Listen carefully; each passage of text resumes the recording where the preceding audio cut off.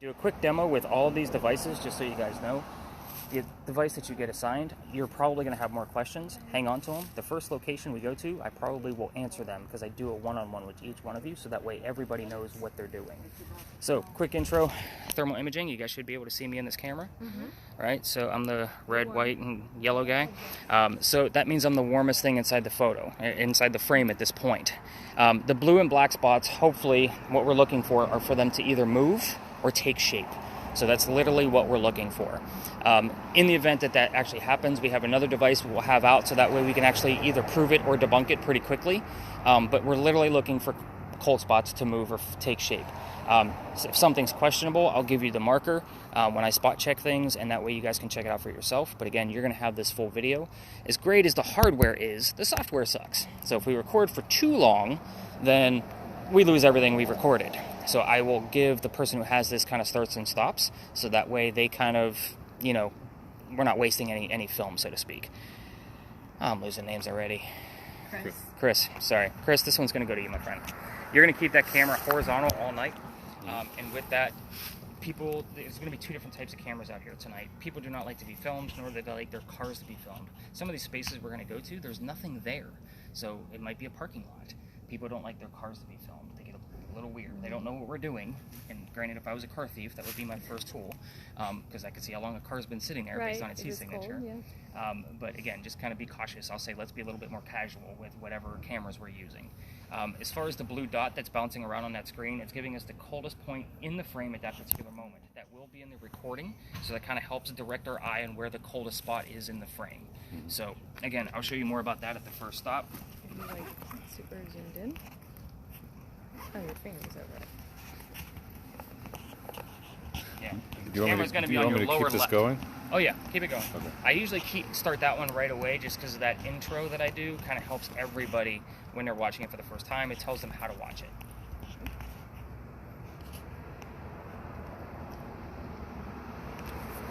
All right.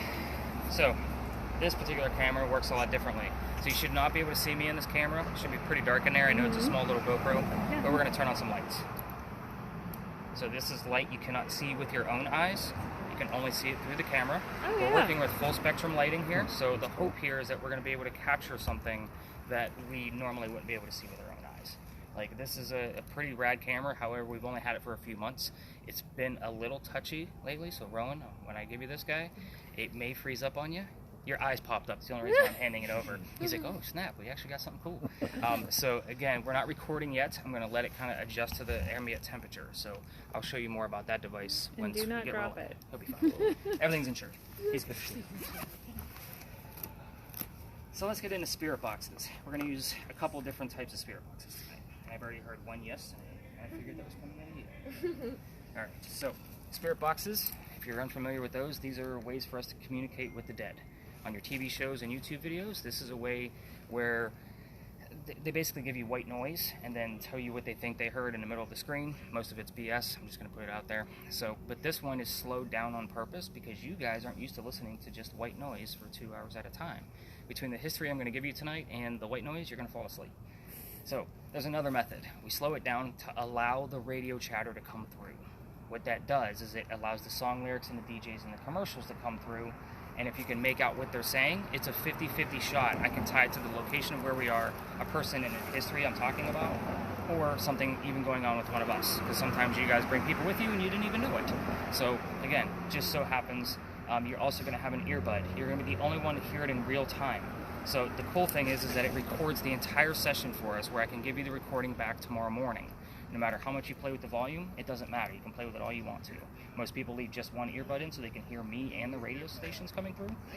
But the cool thing is the volume will be normal for you guys, and it doesn't record any outside noise. So again, when you guys get the recording back, I spot check it, give you like 15 to 20 markers on top of whatever MIKAYLA's going to hear in real time, and then we're going to see if we can put some clues together to see if we actually had something to be able to verify. Fair? Mm-hmm. All right. So this is already set up to record, so you don't have to hit anything besides the volume button. But I'm going to plug in the earbuds for you so you don't have to worry about finding where the hole is at, and then I'll show you where the volume button is. You just have to untie the... So you just have to undo the twisty. Your volume button is the wheel. It's at the very top. So I'm going to turn it all the way down, so that way when you put the earbud in, it's not blasting you in the ear.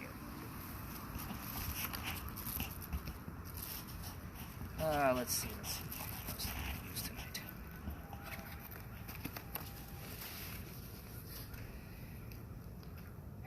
So this spirit box works a lot differently. I'm trying to think what else we want to do here. Britt? If anything's high tech, don't give it to me. This one's perfect then. Okay. Very simple. This spirit box is going to give us a word from time to time where those 3 dots are. Okay? This is a phone app. So here's what I'm going to tell you. It's going to save all the words for our night into a word list. I'm going to clear this list out. My last tour had 74 terms. So that's quite a bit. We've been averaging between like 60 to 85 or so per 2-hour session. So 80% of what comes up out of this app doesn't mean anything. It's BS, pardon the French, bullshit. We're going to throw it away. However, you're going to get the full list back if it's relevant. Now, of course, we're going to be able to hopefully tell that in real time based on the stories I'm going to tell. But when I look at it in the morning, sometimes I miss things. So when I look at the whole thing, it's like, holy crap, I didn't even see that. That's where I'm going to tell you why it's relevant to the space that we're in and give you a link to verify it. So it's going to be like back to Britannica.org or Charleston's History This or whatever. It's not because I told you so. It's because we're looking for real paranormal evidence. So literally all you have to do, see it says the word young, I'll come to you when I want to see the word list. I don't want to see every word that pops up. Okay. So when I say, hey, where are we at with that list? You're just going to hit that little white box. Okay. And you'll be able to scroll through the list. I can do that. That's it. And then just circle back. Nice and simple. So, again, that thing has over 9,200 terms in it. Okay. And I've added a few to help our ghosts along, like be able to pick words out of it. So the game we're literally playing is it coming from the app or is it coming from a ghost? Okay. And we'll be able to tell by the specificity, right? Yeah. That's the Ohio coming out. Yeah, there you go. Let's see, what else do we want to go with?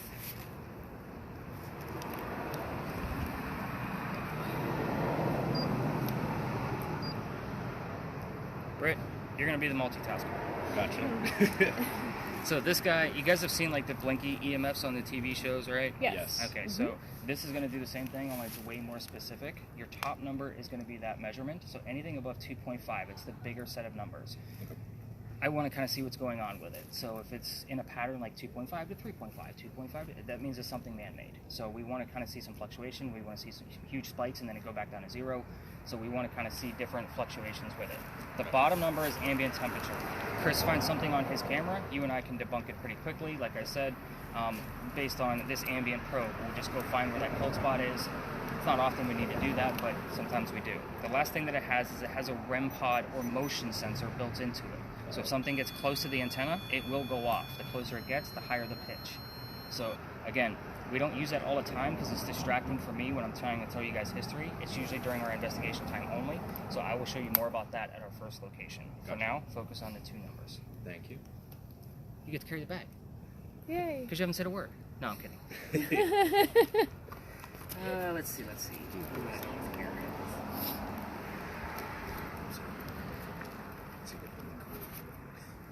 I'm going to hand you one of the spirit boxes, like what MIKAYLA has. Okay. If you're okay with that. Yeah. So yours will not record. So whatever you tell me throughout the night, I'll be writing them down so that way I can put it in the analysis tomorrow morning. So I'll give you the earbud, show you where the volume's at. And again, yours just won't record. I don't like to throw too many recordings at you of the same thing, just because it's kind of like, it's a little overwhelming. 2 hours of white noise from the radio stations is usually enough. Alright, so your volume button is at the top. It's a wheel, so you don't have to worry, like, just don't hit the button, but you'll have to untie the twisty tie. And that's all you need to worry about, is that one little wheel.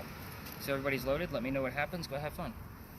I'm kidding. Wow, you guys like really gotta like loosen up a little bit. This is supposed to be fun. So Only put one in here. I know, I talk a lot, I talk fast. You guys have to shut me up by telling me what's going on with your stuff. So, Rowan, your battery will die sometime throughout the night, at least once for sure. It's nothing paranormal, so don't get excited. I do carry 5 extra batteries with me, just in case it does turn out to be something paranormal and we need to swap it several times. I think everybody else's battery should be fine. I checked everything and nothing comes off the chargers until I leave. However, this battery pack for this guy is on 1 dot, so we'll kind of see what's going to happen with that. That's really odd. So, Yeah, that's really weird. I was looking at it before. Let's talk about why we started here. Big John's. This place, of course, is haunted. That's why we started here. So, you guys should probably remember Big John. Well, I don't know. I read on it that it burnt down and they rebuilt it. Yeah, it was like 2015. So this is the rebuild now, because it's been a couple of different restaurants in between. But Big John's originally, you can see established in 1955, is named after a football player. 1947 New York Giant Big John Kennedy. He owned this place. It was his. He used to sit in the back of the bar and tell the bartender if the cadets coming over from the Citadel if they were old enough to drink or not, because he knew everybody. One night, two guys come in. They're not old enough to drink. So he has a bartender throw them out, and they leave, pretty angry. They come back the next night and try to just steal the cash register from the front of the bar. Big John sees what's going on. He gets up from the bar, starts beating the hell out of these two. I mean, just pounding them right into the floor. A couple of gunshots go off. John gets hit in the neck, and a bullet ends up landing in the wall. After being shot, John gets up, goes back to the bar, tells the bartender to get him another beer, get the two guys on the floor, an ambulance. John's the only one that got shot. So, moral of the story is just don't mess with Big John. Kick your ass. But he's dead now. They say people that sit in the front of this bar, like unfortunately the people sitting right inside that window, can have a tendency to get headaches, queasiness, nauseousness, those kind of things. What's haunting the place is the bullet hole. Even if it's not here from the renovations, John's blood is still in the building. So I've even had a guest just a few weeks ago tell me she ate dinner there before the tour and couldn't finish it as good as it was because she felt completely nauseous. That's from the paranormal activity that's there. This is your heated warning. Fingers crossed we're going to be dealing with paranormal activity. That's why you all are here. But I don't know how it's going to affect any of you. Anybody feels any of those symptoms, I need to know immediately so we can move that person and the whole group to safety. I won't say that I haven't had to call EMTs or paramedics in the past from too much paranormal activity. So we will talk about that more throughout the night just to kind of see where everybody's feeling, but not to scare mom. So let's kind of move along from that subject, right? So if you've ever done any kind of Charleston tour, you know we had a big earthquake here in 1886. This is allegedly where the first death occurred from that earthquake.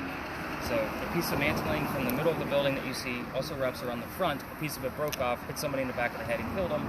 And they say you could see his ghost in the middle of East Bay Street in the middle of the night. The weird thing of why I bring that up is because I don't have any proof. That's why I say allegedly and apparently a lot.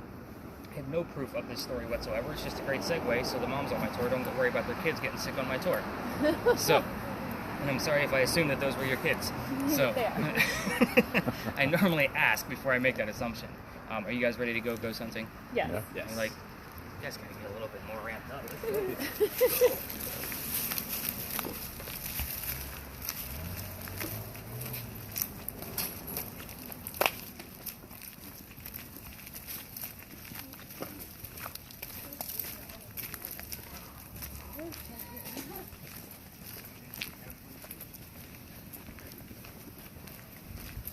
Where's the horse farm you're at?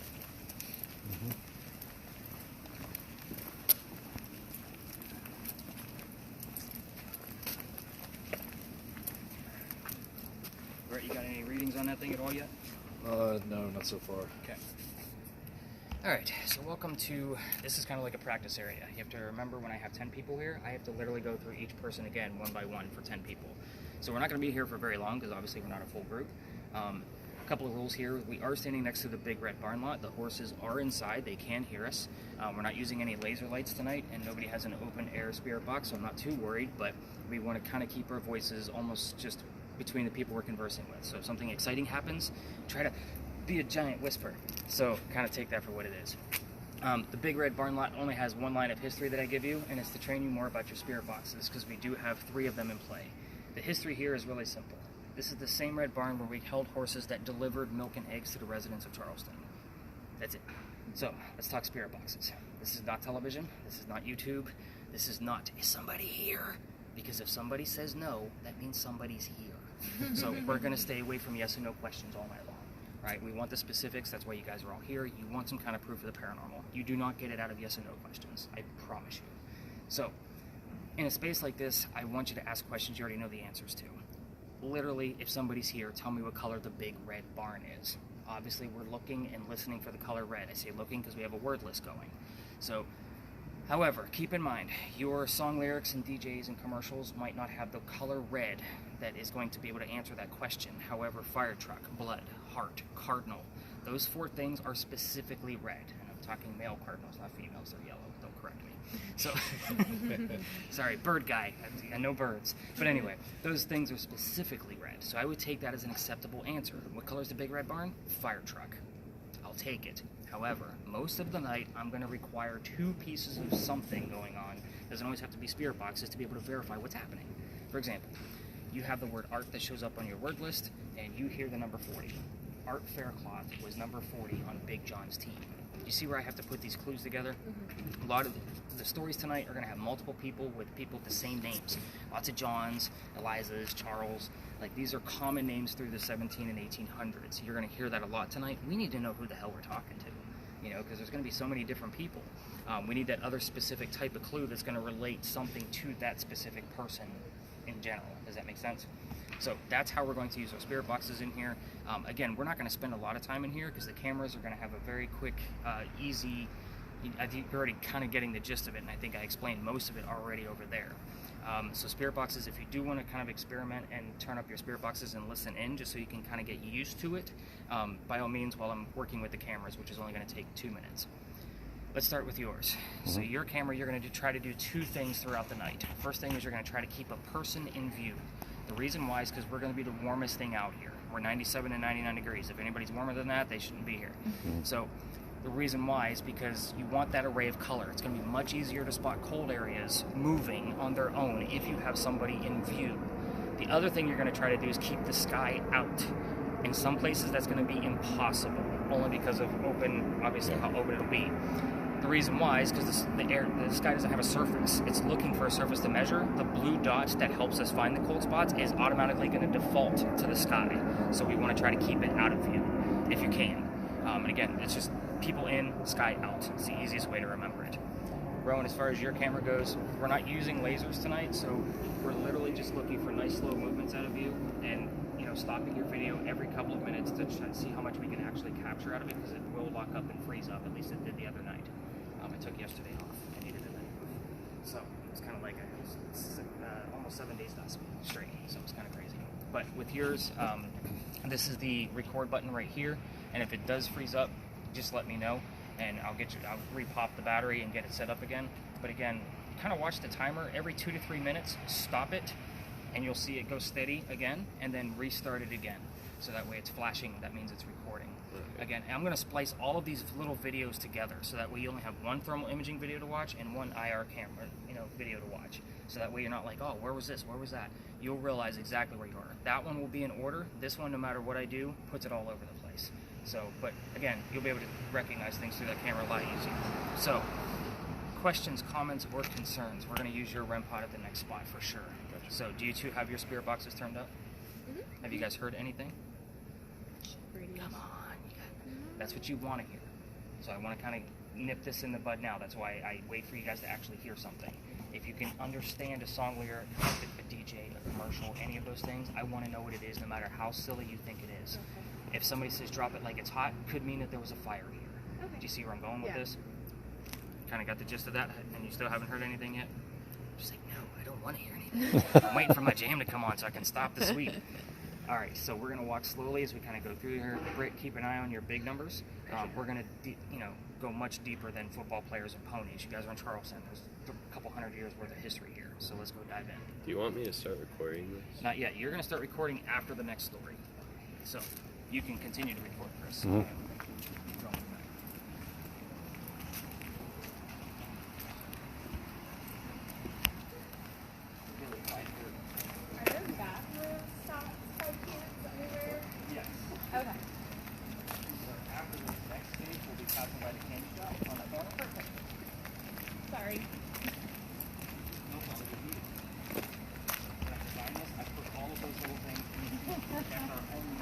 That's perfect. That's all I need. And by the time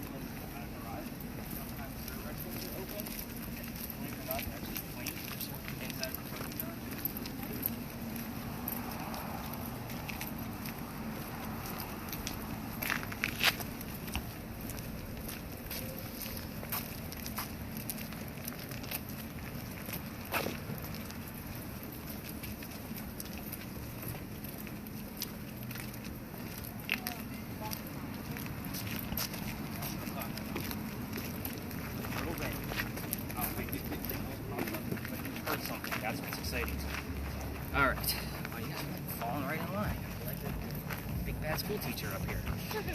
So, this is an odd space, and it's nice because it's almost empty tonight. The other night I was out here, and literally every car space was taken by a car. Colder? Okay, so she's hearing terms already, which is good. So she's heard long time and colder. Nothing for me to write down yet, but we will definitely dive into that. This space used to be the Charles and Eliza Pinckney Mansion. So their mansion sat in the front of this lot facing East Bay Street. Eliza's garden was lined up with Five Church Restaurant, came all the way across, and then the servant slave quarters were towards the back. So again, this is one of those spaces where there's going to be vehicles, so those of you with cameras and people are going to their vehicles, you're just going to go the opposite way. I just don't like to piss people off. But anyway, so who the heck were these people?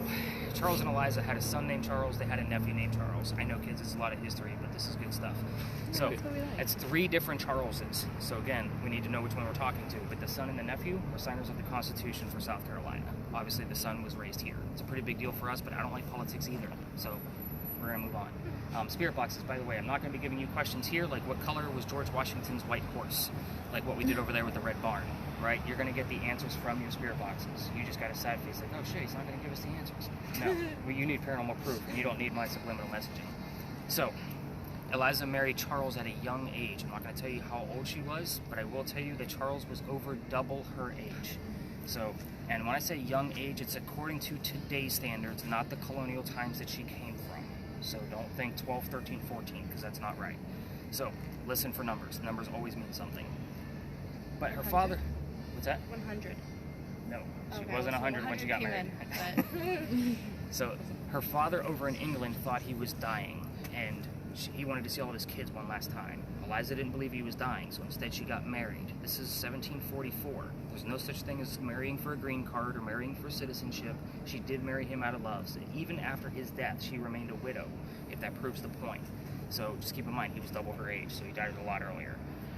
But anyway, Dad got better, so she was right. He starts sending gifts over to this space where you're standing. One of those gifts happened to be the seeds of indigo.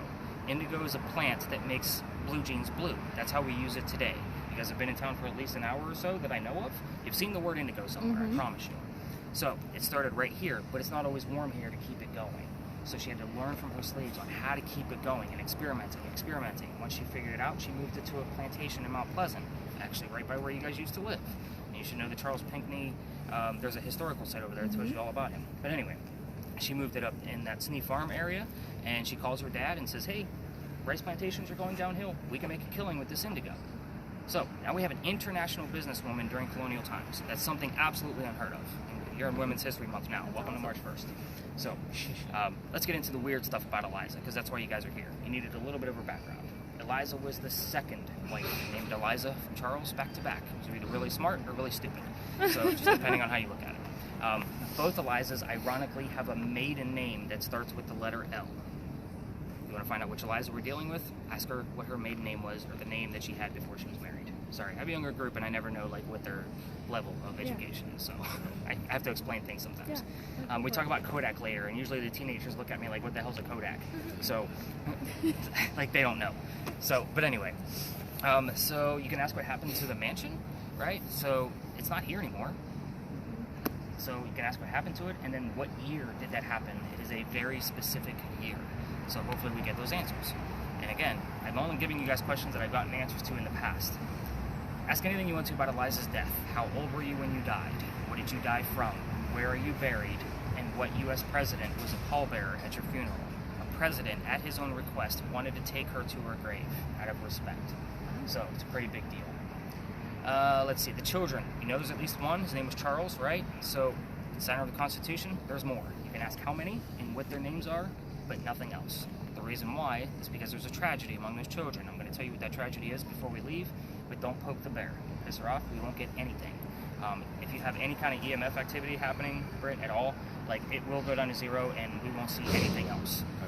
So, and I'm going to ask you before I set you guys free, like, what your readings have been, because I see you looking down several times. The highest I've gotten is to a 0.5 at the moment. 0.5? Yes. Okay, you're going to get much, much higher than that. Okay. And I'll kind of give you some relation of what those readings mean in relation to things in your home. Gotcha. So that way you kind of have an idea. I've seen it go as high as 148 in this location. That's like your microwave running on high with the door shut.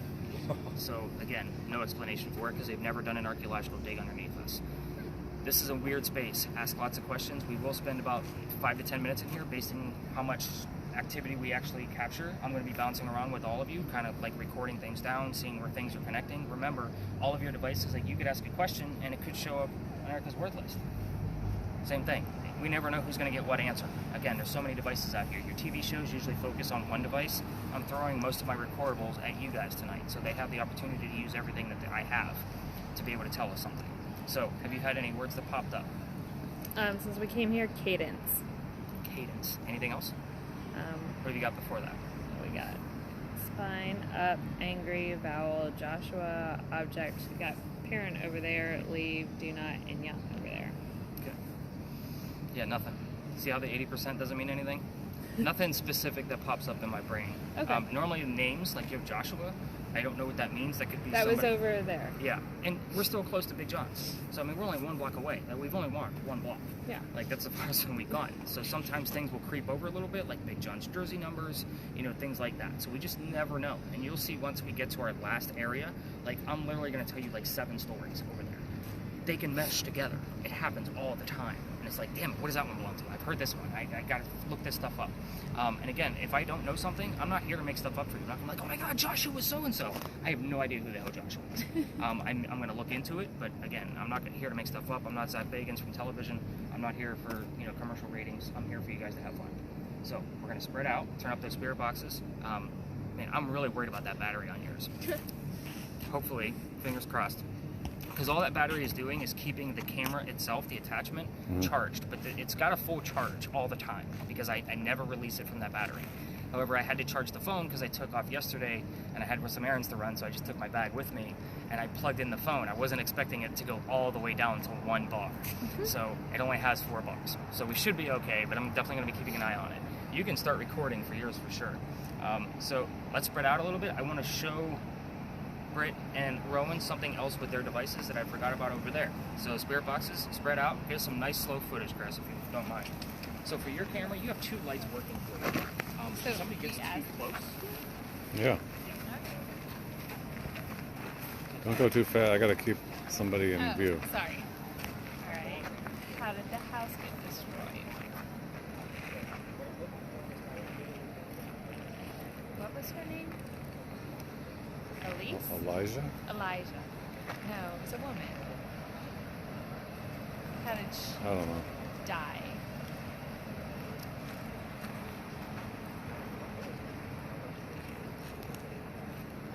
He was the president who was called.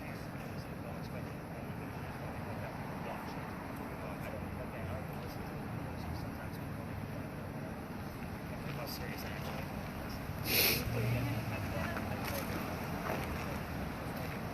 Have it up.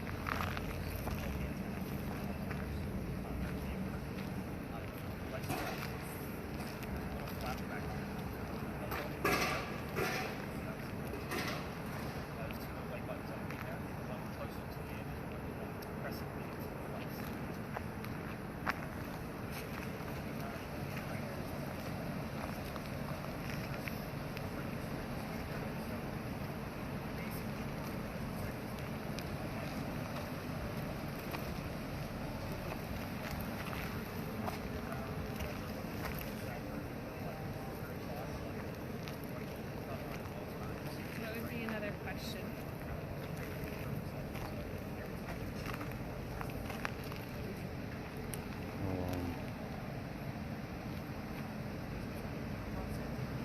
What, did you ask what happened to the house? I did. I'm assuming it was fire, but I don't know.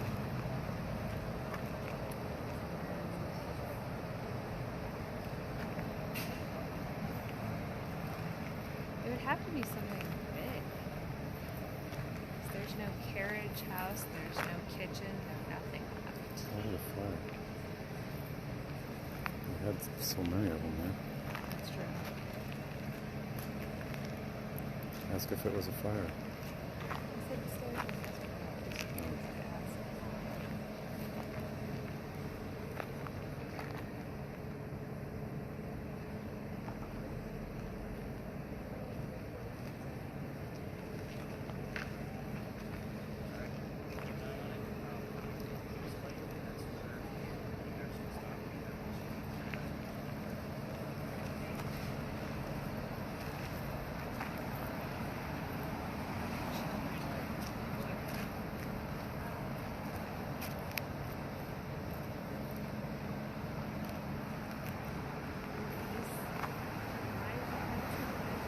Ask them their name.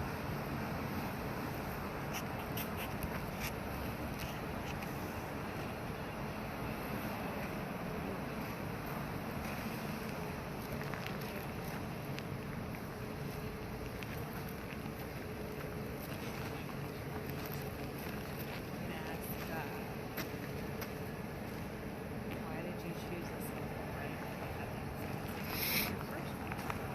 All right. And have you heard anything? I've gotten stuff like 130, like maybe 30 seconds.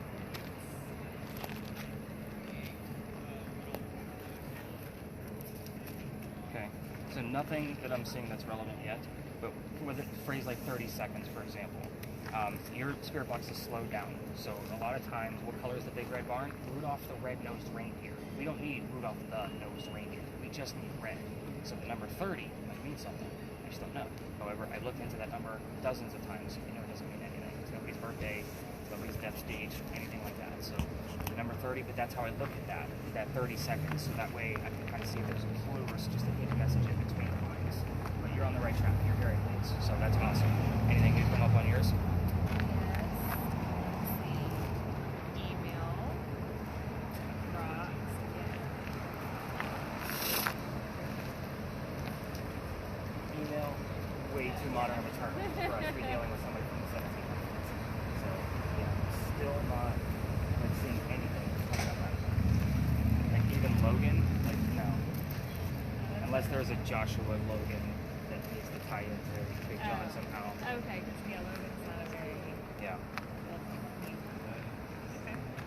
But yeah, I'm still, you're on the right, you're getting it. Traffic. You realize that email is not going to be a relevant term Yes. here. No. So, Probably and- not traffic either. Your specific device doesn't always capture something, Chris, but we won't capture anything unless it's recording. Now, I capture about 4 or 5 solid pieces where I'm like, holy shit moments, a year.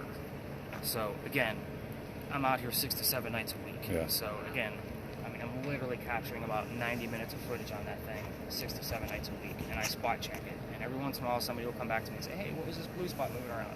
And I have to either debunk it, put it up on the TV, really watch it, and kind of see what's going on. No guest has come up with anything yet. It's usually what I find the next day, or my 4 to 5 pieces. Yeah. So That it's usually makes during my spot checks. And I usually do that based off of like whatever the readings are from the millimeter. Like so his electric EMF readings. So if there's a lot going on, that's where I start watching that guy and see if there's any kind of fluctuations in temperature. Because I had to study thermodynamics to really understand it. So it's weird. It's a cool device. It's cool to watch. Even if you're not ghost hunting, it's cool to watch. But I've used that thing to like fix the dryer and all kinds of stuff. It's crazy. When the dryer got clogged up, I'm like, all right, where's the heat coming out? Yep. Yeah, Where's it coming out? So when we're done here, will you tell us the rest of the story? Like, Oh yeah, I'm not going to leave you Oh, hanging. okay. I was like, God, you're killing Yeah, I'm not me. going to leave you hanging. Did it freeze? Did you try to stop it? Yeah. We're only going to lose a minute, so that's it. So this camera, I've already contacted the manufacturer. Back GoPro. It's an altered GoPro to be able to see that light, so it has a different lens in it. And I use obviously an SD card to record with, Yeah. and the files are giant. And again, this thing gets used 6 to 7 nights a Right. week. So a couple of weeks ago, it started locking up here and there, and then just the other night, like I probably had to pop that battery 6-7 times just so you kind of. So I'm waiting for them to get back to me to see if there's an alternative. Like if they have a quick fix for it, if it's something in the software. Right. They've been pretty good about getting back to me. Yeah, just keep letting me know. But every 2 to 3 minutes, just stop it. capture as much footage as we can. We catch up with Britt here, see if he's got anything. Britt, what you got? Anything? Yeah. I had a spot over there. Deep in 25.4. I haven't gotten anything of traffic. What? My new word is traffic. Traffic? Traffic. So that would have been a pretty decent sized house that was here. It's huge. Especially if they taxed you on the frontage. I'm assuming that hideous building wasn't there.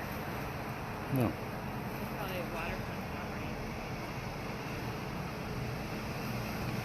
I love that it was a woman that came up with the indigo. I'm surprised because that was the same with Nathaniel Russell. She was on her own property. That was pretty impressive.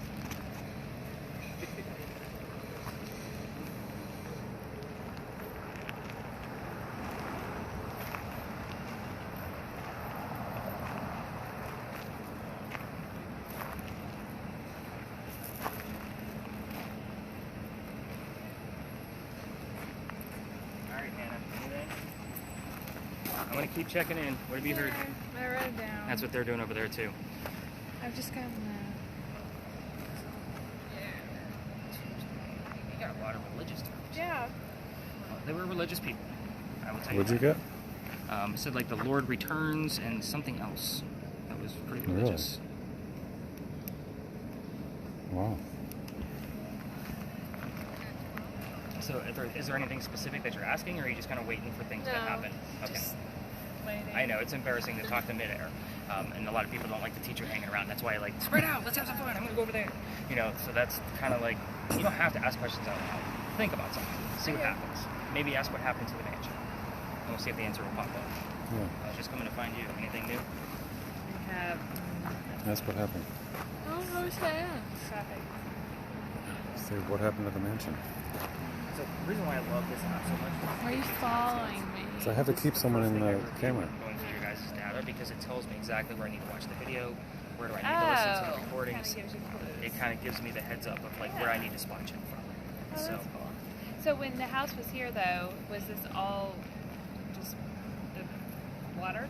Like the view was water? yes, There was no building. would have been wharfs over there. Oh, wharfs. Okay. So, and we're outside the original Charlestown walls. And we're going to talk a little bit about architecture, and I don't go on and on about it because architecture can be very boring.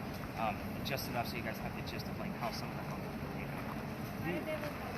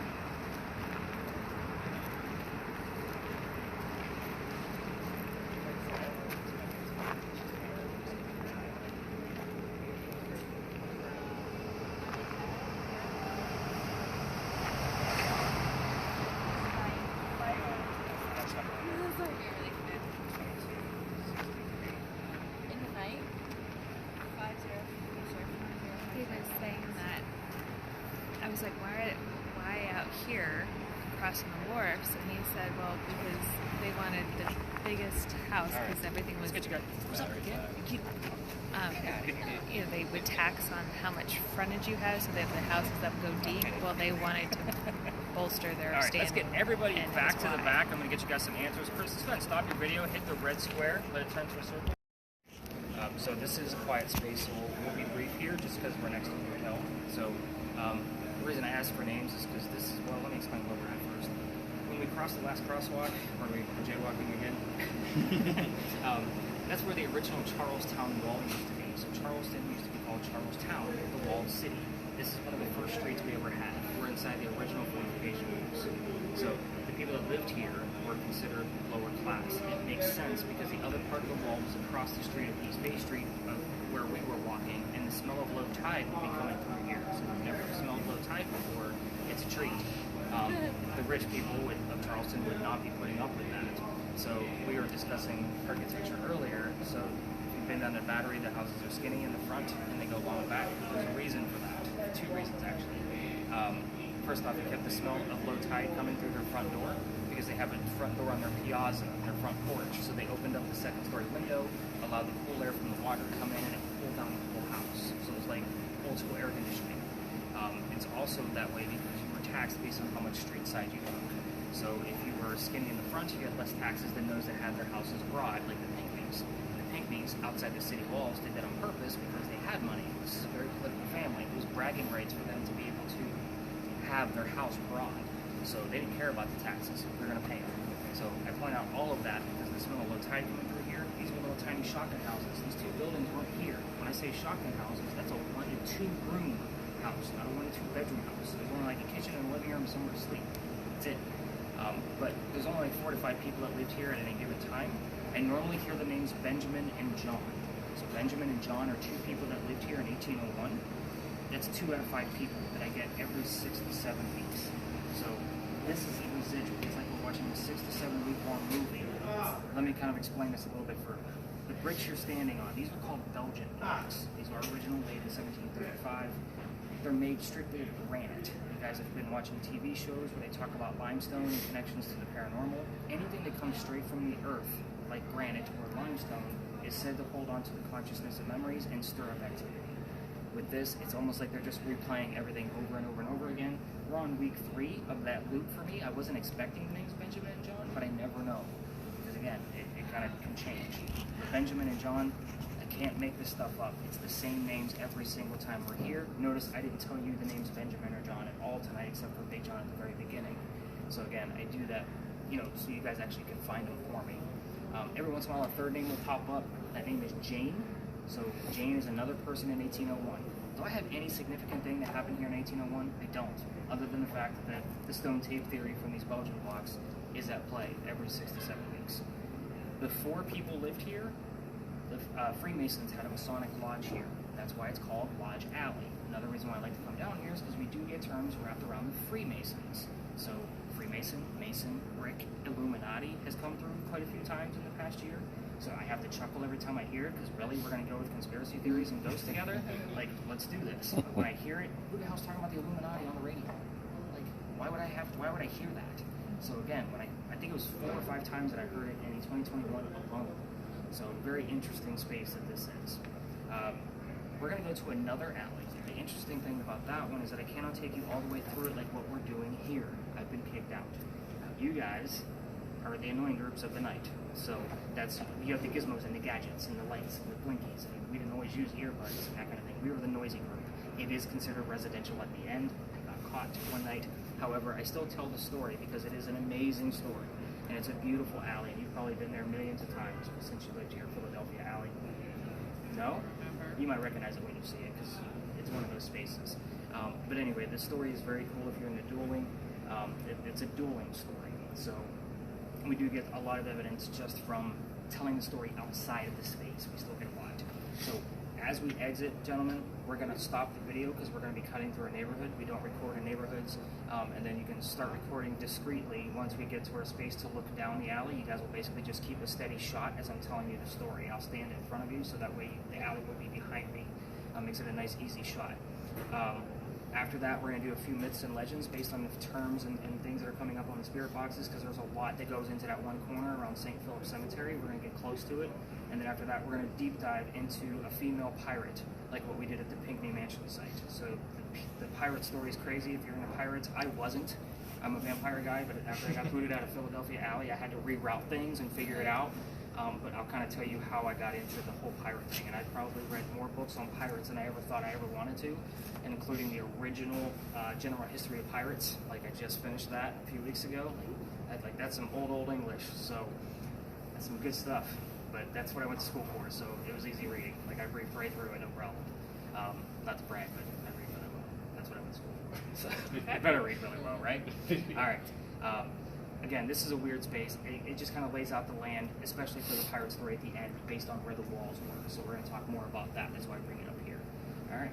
Questions, comments, anything come up before we leave? Yourself, story, key 13, rust, and however. 13. That's interesting for this area. Friday the 13th. No, it's March 1st, Tuesday. And have you heard anything on yours? No, definitely Life in the Fast Lane, The World. Okay. Anything out of yours? She comes up with the whole. How do you? This is Are you typing them? Yeah. Oh, jeez. Yeah, I'm just This is listening and not typing. an easy job. So you guys are. No, all I'm nice. just. I'm just I'm gonna glad go she's for got it. the real job. Mary. Where did you hear Mary at? Further down that way. She's like doing Here's it your up. pen. Yeah. But like after you said it though, and then Ben came up. Was it Ben? I'm like, I don't know. So we did hear a Ben, but again, I said the name first before she heard it. So can I take it with a grain of salt? Is that the one that's recording? Yeah. I'm listening So to we'll be it. able to verify it in the There you morning, see go. if it's actually there. So I'm definitely going to write it down as we kind of move along. Don't forget to stop your recorders as we exit the alley.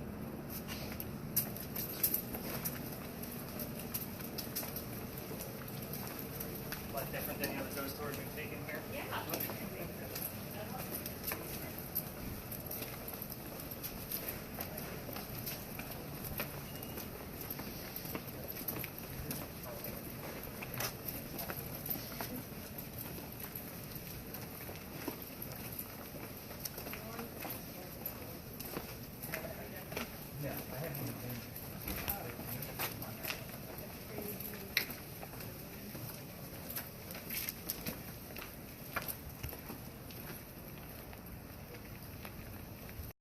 Philadelphia Alley. It used to be called Duelers Alley. This is where the duels used to occur for the city of Charleston. So, a couple of interesting things about this place. So let's start with the duel story. Everybody talks about the same duel. However, we all tell the story because we can actually prove it. It actually happened, and there's a lot of keywords in your spirit boxes as I'm telling the story that will start to pop up. So I'll slow down on the keywords so you guys get the gist of which ones I'm speaking of. A doctor moves down here. His name is Joseph. I wrote that down before you said it. The doctor. About 15 seconds ago. Doctor moves down here from Rhode Island. His name is Joseph Brown Ladd. He moves here because his fiancée Amanda just inherited a bunch of money, and she has an attorney helping her out with that money. He thinks the doctor's just after her cash, so he tells her to get rid of the doctor. So he moves to Charleston to prove that he's not. Probably still would have been Charlestown at the time, 1780s. But anyway, the coachman that brought him into town set him up to be robbed and killed, so it wasn't a very good start to his stay in Charleston. Somebody walking by with the name Ralph Isaacs. I'm going to stop on his name because we're ghost hunting. It's not just a ghost story. Ralph has the same initials as where the doctor came from. Ralph Isaacs, Rhode Island. R.I. will show up here, but we need a secondary clue so we know who it belongs to. So Ralph says, dude, you don't want to stay here. This guy's going to try to kill you. He's got a guy inside with a gun. So the gist is that he tells me he's got some friends that have a place at 59 Church Street, which is the street right up here, and he can rent a room from them and not be killed. So obviously he takes him up on the offer. He's living at 59 Church Street, and the two become friends. The doctor's practice takes off. He's making his own money, lots of it. He becomes known as the Whistling Doctor because Amanda's moving down soon. This is the 1700s. Whistling was a thing. So every haunted city you ever go to probably has a whistler. Ours just happens to be a doctor. And I love the fact that doctor came up with her as soon as I said it. But anyway, Ralph and the doctor go see plays together, but the doctor makes more money, so he gets better seats. He can't sit next to his friend. So they have to talk about these plays on the way home. One night they go see William III from Shakespeare, and they're talking about the new actress. The doctor thought she was great. Ralph, not so much. They start arguing. Then Ralph starts insulting the doctor's fiancée, Amanda, back home in Rhode Island. It gets pretty ugly, and they go their separate ways. So Ralph is from here, and he has friends at the newspaper. He goes to his friends, and he puts an ad in the paper telling the whole city of Charleston what he thinks of the doctor. The doctor sees the ad and rebuttals with, let's go to Dueller's Alley. We're going to settle this, meaning somebody's going to die. So they come down, they take their 20 paces, they turn, the doctor points his gun in the air, and he shoots. He did not want to kill his friend. Just wanted to have the courage and bravery to show up to the fight, which is mainly what happened during a duel. But as far as Ralph goes, he has his one shot. He puts it in the kneecap on the doctor. So the doctor doesn't die either, but Ralph also made his point that he's still pissed off.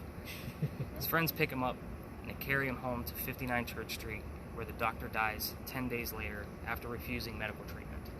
He's a doctor. He probably tried to heal himself through bleeding it out, but he still died anyway.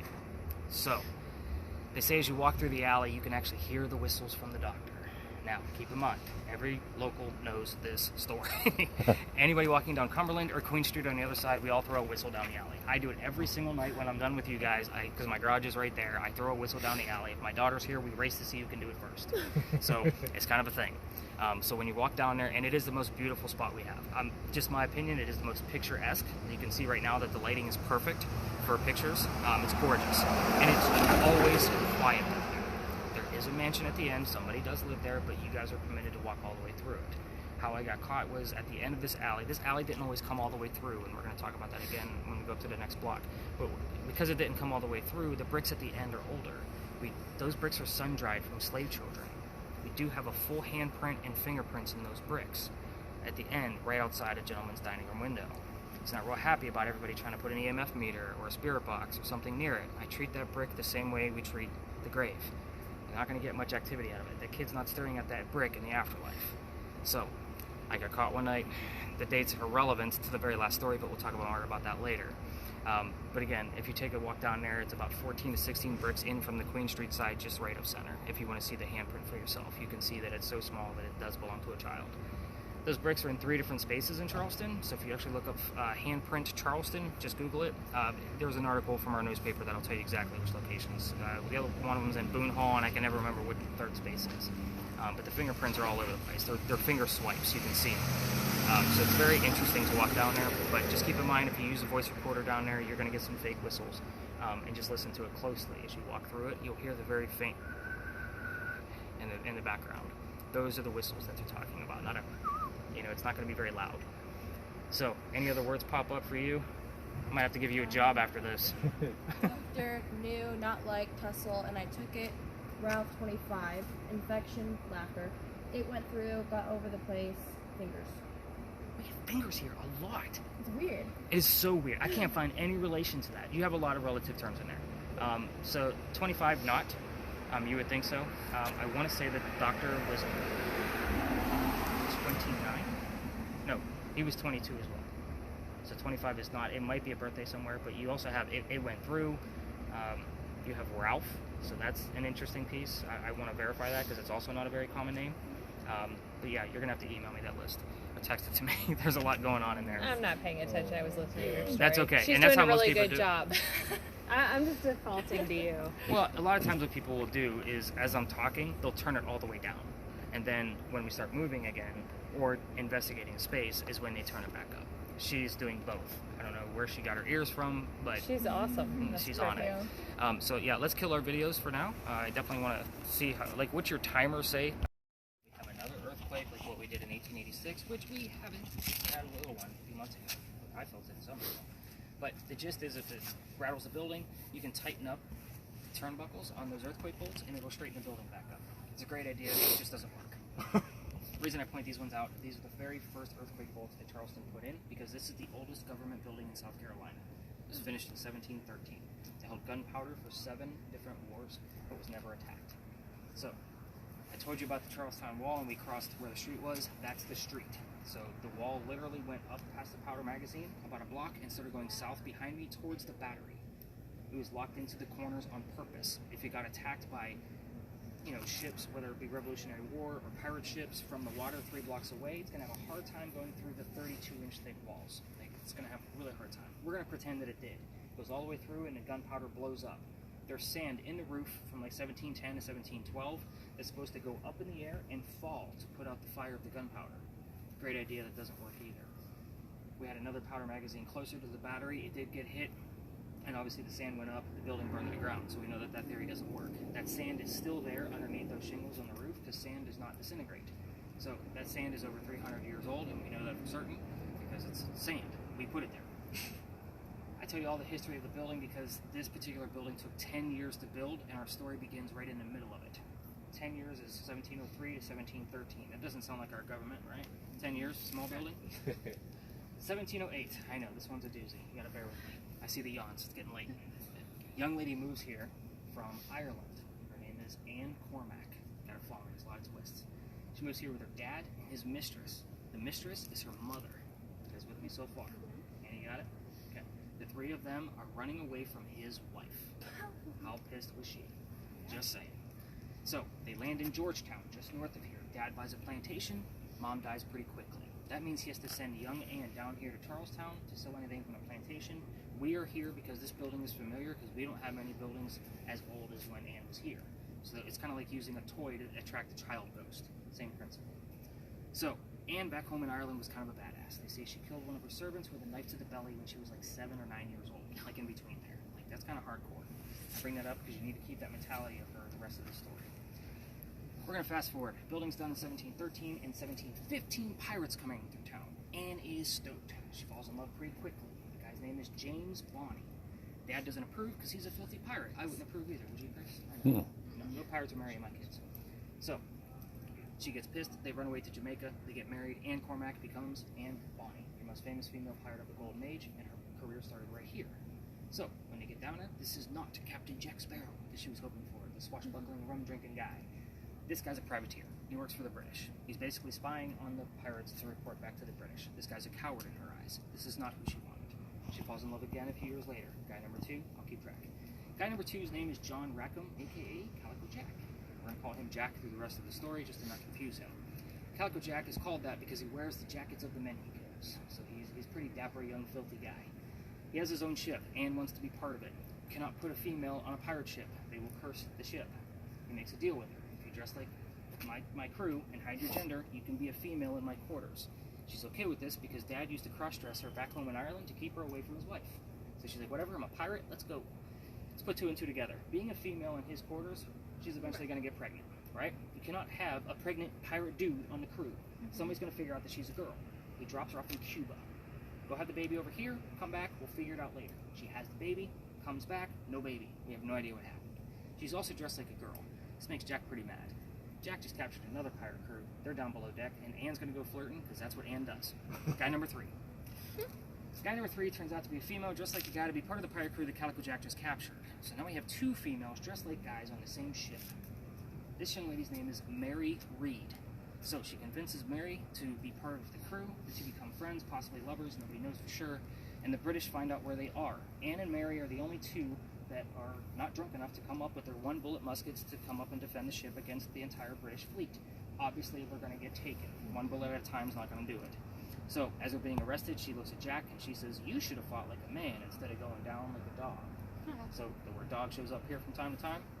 The judge, another Nicholas, he wants to see the 2 men by themselves after he tries and hangs Calico Jack and the men that were too drunk. The 2 ladies go in front of the judge. They reveal their gender, hoping to save themselves. He doesn't care. Still going to hang them. We played our bellies, was the last thing they said, meaning they're both claiming to be pregnant. You cannot hang a pregnant woman in 1720. It is illegal. So he sends them both back to jail, waiting for the pregnancy to be over. We're going to delay it. Dad is still here in Charleston with all of his Irish money. He bails her out, brings her back home, remarries. Husband number 2, guy number 4. Yes, we're counting Mary Reed as a guy. So, has 4 children and dies at the age of 84. That's all we know. Very abrupt ending to her story. As far as Mary Reed, she died in 1721. A year later, we don't know if her pregnancy was true either, from whatever pirates died from in a Jamaican jail. So I'm sure it was scurvious and bumpy and gross and whatever else your imagination wants to come up with. Okay, there's 2 things in there that I did not reveal that you can ask on your spirit boxes. The name of Calico Jack's ship is one of them, and the name of Anne Bonny's parents. That would be the father and his mistress. So those things I can prove for certain. Anything else that you want to ask, by all means. Birthdays, is Mary really your lover? That kind of, I don't care, whatever you guys want to ask. As far as the cameras, if you guys want to go to the front, you will exit the lot and make a left. If there's another tour there, I just ask that you stay out of their way and, you know, kind of get some footage up there for a few minutes. We're going to end up on that wall over there. Speaking of that wall, I'd like to tell you guys at least one passing out story, and that's while I've been here. Back in September, I brought my crew back here. I'm going to tell the story. The kid next to me goes white as a ghost. He's probably 18, 19 years old, and I pick him up by his armpit, and he's about to pass out. Take him over to that wall, send his boyfriend over to go get him a bottle of water, come back, he's feeling better, I tell the story. I send everybody out to go play with their devices. They stop me and say, "We have to tell you something." Like, what's up? We are 2 transgender males. And now this all makes complete sense. Meaning I had 2 females dressed like males on my tour, just like Ann and Mary. Take that for what it is. They were perfectly fine with me retelling this story night after night after night after night. Because it is definitely right. And when I say this kid went white as a ghost, holy cow. Like, pun intended, but he was literally white as a ghost. Like, gotta be shit. But anyway, I didn't have to call an EMT, but I did have to waste $3 on a bottle of water because he couldn't get it to come out of the vending machine. So, but he's fine now. He actually sent me a text a few weeks ago. But again, I always find it interesting just because of the times that we're living in, that you just never know what's going on, and how it's going to relate to some kind of paranormal something. This is weird that we have the whole space. As far as the EMFs go, this is not the Pinckney Mansion site. Definitely want to turn on the REM pod in here. Let me know if you get anything. The closer you get to the bushes up there, the more likely you're going to get something because of the parking meters and the 2 electrical poles in the corner. So don't get your hopes up. As far as spirit boxes, by all means, listen away. Please Rowan, listen. Yeah. Yeah. You're definitely going to have to get emailed to you. But yeah, definitely get yours on record. You guys can go have fun in the We'll go front. walk I'm over going there. to sit over there by the wall and You gotta round walk you in guys up front in of like 5 minutes. See what comes up out of this place. I know, that's a lot of there's a lot going on. She led an interesting life. Well, at night, looks like I read just on her. Nothing really matches up except for what I just told you. Yeah. Yeah.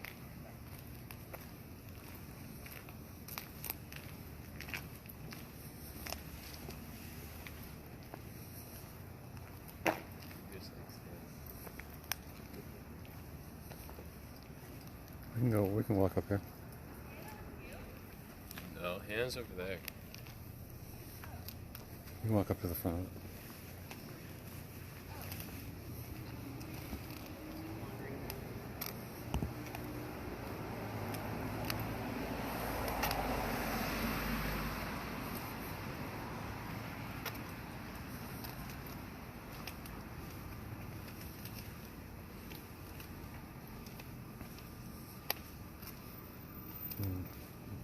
What are you doing there? In there, Ron. This is what we're looking at. You can't go in. Just film it. Just stop. I have to keep you in the camera.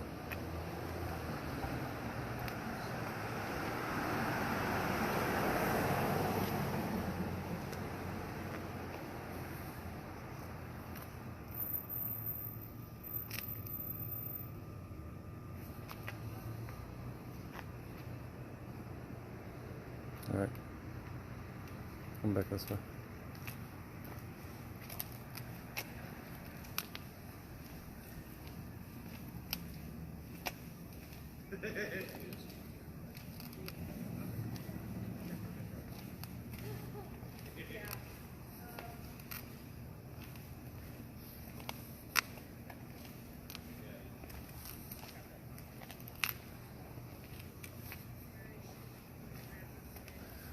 Go over straight ahead toward the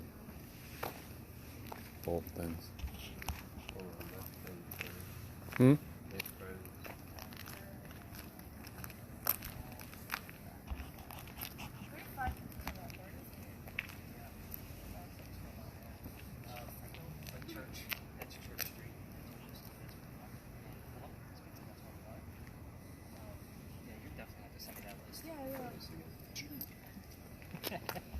You gave me the faulty device on purpose. It's forcing me to talk to them. You guys gotta open up. Who's actually in the house?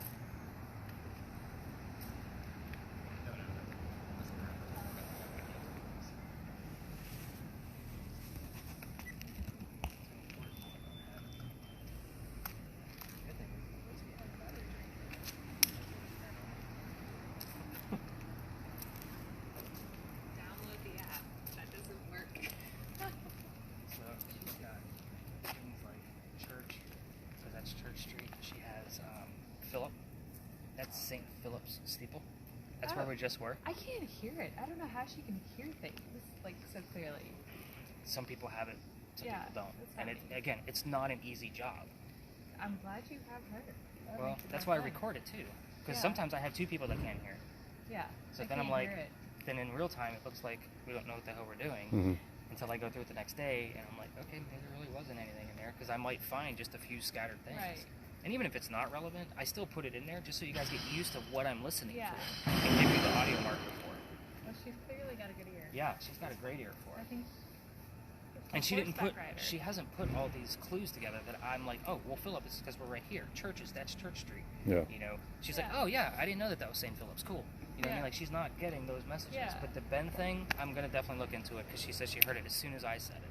That's Which one? crazy. Ben over at Lodge Alley, because I Yeah, said that Benjamin was and one of the John. two names. Oh, yeah. So I'll definitely dive into that. But yeah, that's not an easy job.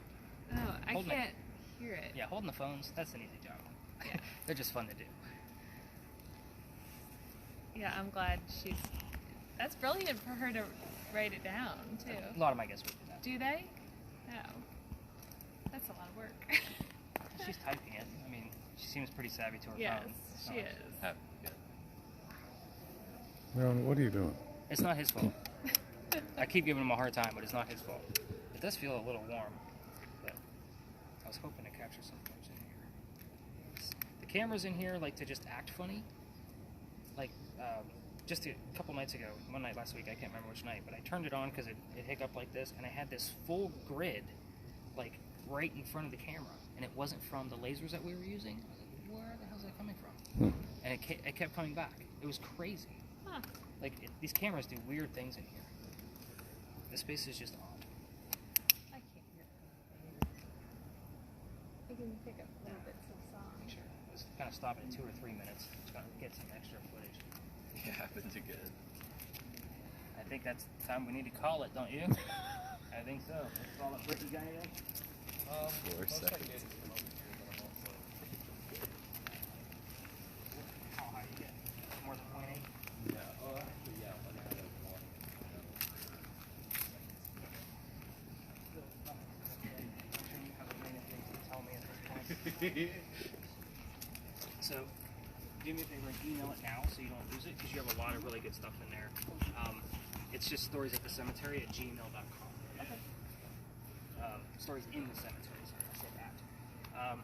So, we'll see if any of these other terms come up, because she did hear Philip and she did hear church. We're at St. Philip's, and that is Church Street. So again, things about the doctor will pop up over here as well, so we just never know. I do like to at least show you guys what Aunt Bonnie looked like. So I can find her picture. It's one of the few pictures I can find of her where she actually had a shirt on. Oh, She used to she like was to, wild. well, she bared a breast to show that these guys were just killed by a woman. Oh. So that was kind of her MO. Of course, another painting, I'm sorry, but No, kind of that's gives you the alright. hardcoreness of who she Yeah. was. I did find a woodcut of Calico Jack, so you can actually see what he looked like. As soon as I get it flipped. So again, Calico Jack, I know details are kind of hard for our eyes to see since we don't look at woodcuts all the time. But you can see, like, his jacket is very, very pristine. But the name of his ship was called the Kingston. I don't expect the Kingston to come through a spirit box, but the word king would suffice for that, which I've had in the past. The name of Anne Bonny's parents, William Cormack and Mary Brennan. So we had a secondary Mary, because remember Mary Reed was the companion, possibly lover. So sometimes I do that on purpose. That's why I tell you, like, oh, that's a good one. They're already not suspecting another Mary. Let's see if something actually pops up out of it. So those are the only two questions that I gave you, as far as like what you can look up. But again, we have some very relevant terms and other things we need to look into. Like this 30 and 35 that she keeps hearing, I have no idea what the hell that is. But she keeps hearing it over and over and over again. So when something pops up more than once, it's kind of a little suspicious to me. It kind of raises a red flag. So I'm definitely going to be looking into 35. Maybe that was the age of... I'm actually going to take your broken camera. This poor guy. I'm sorry, man. You got... Because it starts off with 2 hours and 17 minutes, so you got about 20 minutes of footage on this total. So I usually get about 30 when it's running properly, just because I don't like to run it too long, because the files are giant. We normally get about an hour and a half of the one that Chris has. So I'll check my audio here in just a moment, and that'll kind of give you guys the gist of like how much data you're going to actually have. So everything that I find, if it's relevant, turn your volume down, then pull your earbuds out. She's like, I'm trying to email and listen and do all kinds of stuff. Oh, yeah, if you wouldn't mind just typing in your email. Oh, yeah. It's alright, you listened very well. Thank you. Except when I tell her what email address to use. Yeah, except for that. That's alright. Then it goes, shit. That was exciting. Again, I might have to give you a job later.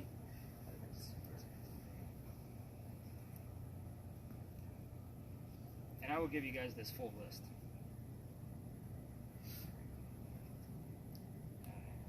Okay, thank you. I'll take that from you. I'll take that from you.